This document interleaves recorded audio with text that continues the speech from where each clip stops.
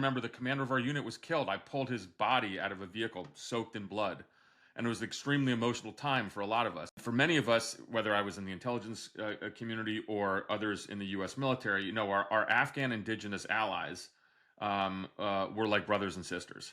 And so it is extremely emotional for many of us. There was 1,000 Afghan indigenous forces and only 10 or 12 Americans. And so I'm here today because of the bravery of our Afghan allies. We were so close to them that, we never had, in my experience, and I've never heard anyone in kind of in the intelligence world talk about what's called a green on blue incident. That's where Afghans turned on us. It never happened. That's the level of trust we had. And so getting them out was of paramount importance.